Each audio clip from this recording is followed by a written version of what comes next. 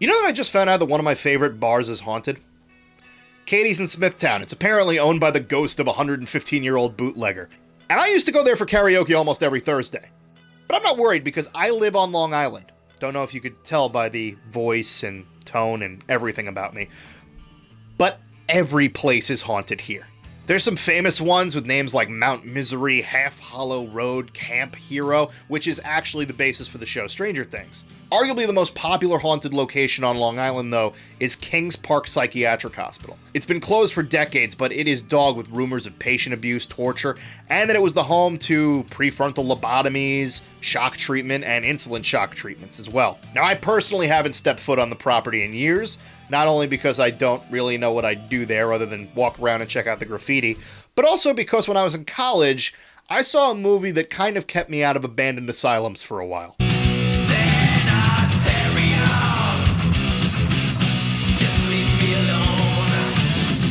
Session 9 follows a crew of asbestos removers cleaning out a part of an abandoned insane asylum, which was closed for years following a scandal. While cleaning out the basement, one of the crew members finds a reel-to-reel recording featuring hypnotherapy sessions of a specific patient with multiple personalities. As the tapes play out and the cleanup gets more intense, the crew members begin to feel their sanity slipping as they hear voices, fight with one another, and eventually succumb to violence. Now, when I start writing out these episodes, I like to think to myself, what should I talk about first? And the overall thing that I start with is, what do I like most about this movie? And honestly, I love how cheap this looks. That's probably because the film was actually shot 24 frames per second as opposed to normal films, which are filmed in 30. And this gives it this great homemade feel while still being somewhat professional. In fact, they didn't really even need to spend money on sets too much because a lot of it was shot on location at the actual Danvers State Asylum in Massachusetts. 1871. That's when she went up, gentlemen.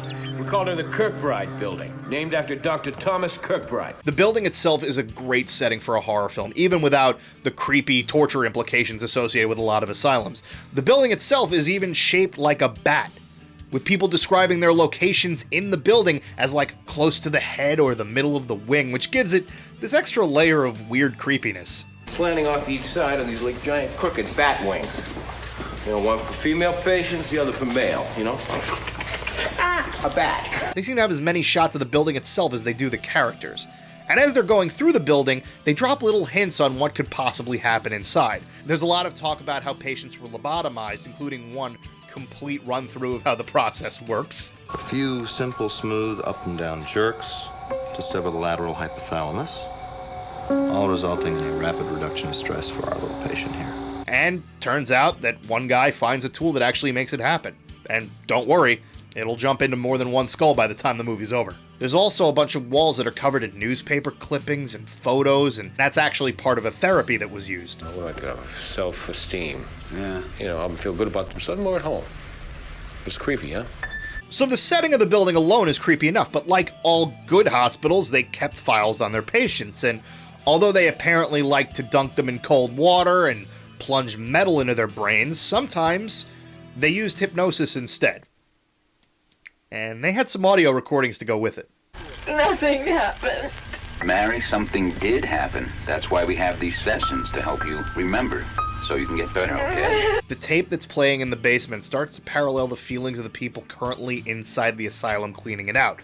The personalities on the tape, which were recorded in 9 separate sessions, they are of a woman named Mary, who has multiple personalities, and all of them make appearances on the tapes. Who am I speaking with? Mary got a China doll from her mommy, and we can't find it now. The first personality is called the Princess, and she's depicted as an innocent who just wants to be happy and play. And that sentiment can kind of be felt by everybody who's working, so I guess this gives us a good opportunity to go through the cast for this movie. Because even though it's a low-budget flick, you've got some pretty good names in here. Peter Mullen is obviously the best actor in this, and he plays the man in charge of the removal, Gordon. Gordon wants to get a bonus for doing this job quickly so that he can make it up to his wife, who he's been having an argument with. Don't walk away from me. Don't ever fucking walk away from me. David Caruso plays Phil, and I will try my damnedest not to make a CSI Miami joke here, because every other person online who mentions him will do that. That is my gift to you. Anyway, Phil wants to prove that he's still worthwhile in doing a job after he loses his girlfriend to Hank. 17 were committed due to disappointed expectations. Henry, they're talking about you. They would have committed your ass back. Hank, by the way, is played by... I didn't even bother to look up his name, but I will remind you that he's the dude that got cartoonishly blown up in the Ang Lee Hulk movie.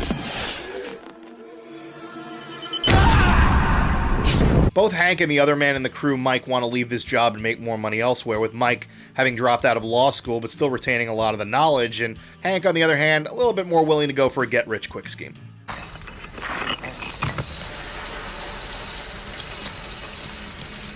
Anyway, Mary's princess personality is really just a gateway to the others. Some personalities are kept secret and hidden away, only coming out when they're absolutely needed.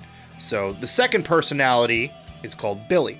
I know you saw what happened, You know perfectly well what happened, sir. but Mary needs to know what happened, Billy. She needs to remember. No! Well, Billy is incredibly childlike, but also very secretive and protective. And again, you relate that to the crew in the middle point of the movie. They've all got something to hide. Phil hates Hank with a passion and wants to replace him at any given moment, which causes some distrust between him and Gordon. Gordy, this is a blessing. We replace this asshole and we move forward. What's the problem? Leading to what I would call the greatest fuck you in movie history. You come with me. Hey, Fuck you. You come with me. Let's go. The camera even has to pan in on it to make it more impactful. That's awesome. Also on the secret side of things, Hank burrowed his way into a nearby crematorium and found a whole cache of money and jewelry, and he's keeping it secret from everybody. And Gordon... Well, remember when I said that Gordon was arguing with his wife? He actually struck her in a fit of rage. I don't know if it was the dog barking. I don't know if it was Emma crying. But I slapped her. Not to mention that Mike has been sneaking into the basement to listen to what I would only assume are hours of tapes while they're supposed to be rushing through a job. That is a shoddy worker right there.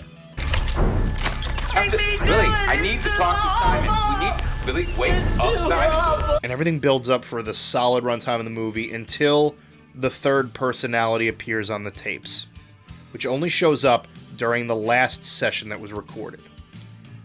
And that voice's name is Simon. Hello, Doc. Simon. You know who I am. According to the doctor, the personality of Simon came out and caused Mary to kill her brother after she was startled by him in the dark. And when Simon's voice is heard, it's easily the best part of the movie for me. She needed someone to help her. So I introduced myself. Now, Simon is meant to be a manifestation of Mary's anger, rage, and strange sense of empowerment. And since the tapes have some parallels to the real world as well, let's just say that things haven't exactly been easy for Gordon. You're asleep. Where are the others? Open your eyes. What are they? You gotta wake up. You tell me where they are. Would you wake up? Tell me. Would you wake up? I am fucking awake! The last 25 minutes of this movie is nothing but pure tension, as everything starts to come unglued around everybody. Hank has gone missing, and nobody can find him.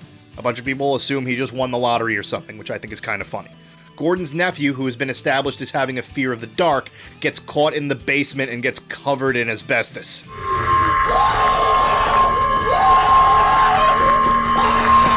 And all the arguments between the crewmates reach a boiling point as they maneuver through the buildings alone, and Gordon goes to work. Wrong place at the wrong time. Because, remember when I said that Gordon hit his wife in a fit of rage? Turns out he killed his whole family.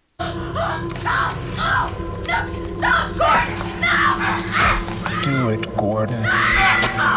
Gordon's mental state deteriorates so much that you can't honestly tell how long he's been like this, or if the house is entirely to blame. I found Hank, Gordy. He's hurt. And he said you did it to him. Is that true? Gordy? Gordy! But throughout the movie, in more scenes than one, he's been seen calling an empty house, not aware that he's killed his wife and his whole family. His mind plays tricks on him, so he starts seeing the ghosts of people he's taken out. And when it finally comes to light how much damage he's done, it's really amazing. I am so sorry. I am so lonely here. Like I said, every single thing that's been introduced in the beginning of this film pans out in the end. The main instrument that's used to kill people on screen is the lobotomy tool, and one of them even succeeds in keeping the patient alive. What are you doing here? The pictures and the collage therapy, they come to play too, because it turns out that Gordon has been there every day posting up pictures of his family, knowing deep in his subconscious that they are no longer there. So by the end of the movie, every single character except for Gordon is dead by his hand, including this guy who just showed up for one day of work and walked in at the exact wrong moment. I'm a little confused here, man. Hey, what is it? All right, you know what? That guy kind of deserves it. I see a dead body. I am not arguing and asking questions. I am hightailing it. Do it, Gordon. Throughout the movie, you hear one disembodied voice talking to the characters, telling them to give in to their base urges, and Gordon is the only one to really succumb to it. And it's for good reason when you hear the last line of the film. Because Mary let me duck.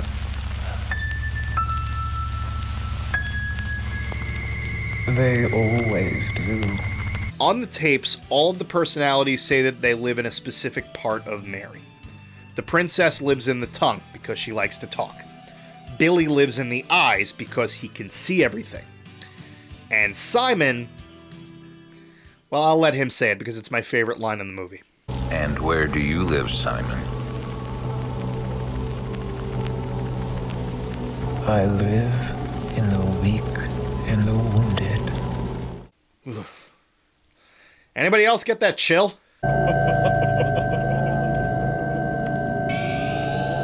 did this?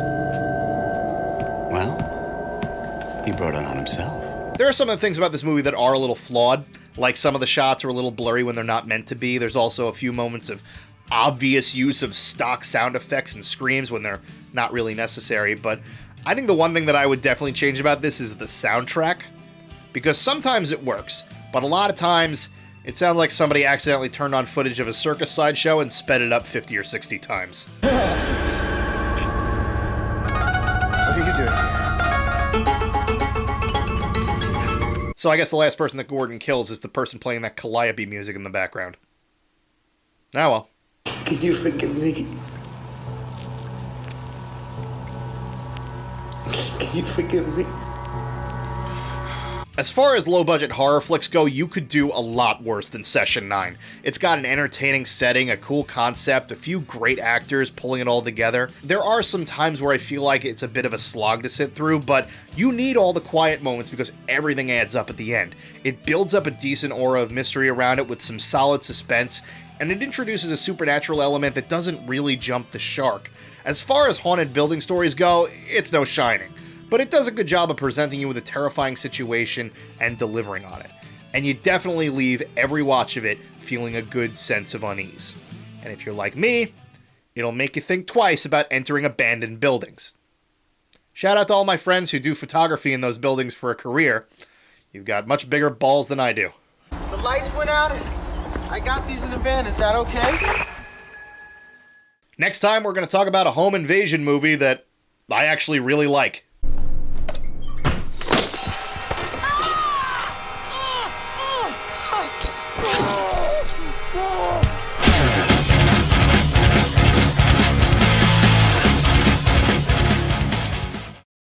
By the way, when I said that I first saw this in college, it's because it was one of my roommate's favorite shows, and I just recently found out that he passed away.